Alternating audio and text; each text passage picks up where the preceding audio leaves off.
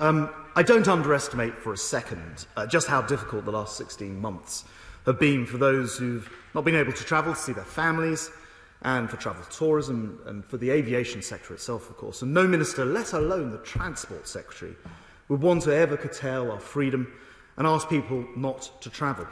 But protecting public health has rightly been, and will continue to be, our overriding priority of this government. And that's why we introduced some of the toughest border measures in the world.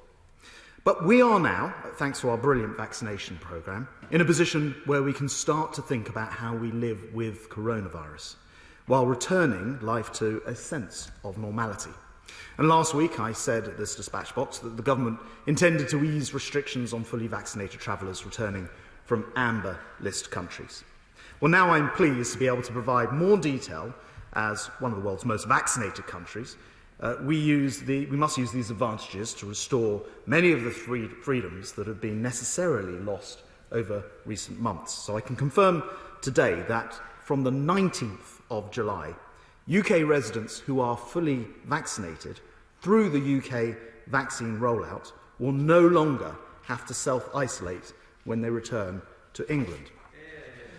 They'll still be required to take a test 3 days before returning, the pre-departure test demonstrating they're negative before they travel, and a PCR test on or before day 2, but they will no longer be required to take a day 8 test. In essence, this means that for fully vaccinated travellers, the requirements for green and amber list countries are the same.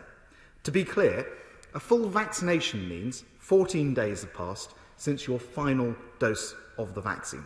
And it's also important to note that health matters are devolved. So decision-making and implementation may differ across UK administrations, and we'll continue to work with the devolved administrations to ensure we achieve our shared objectives of safe, sustainable, robust return to international travel.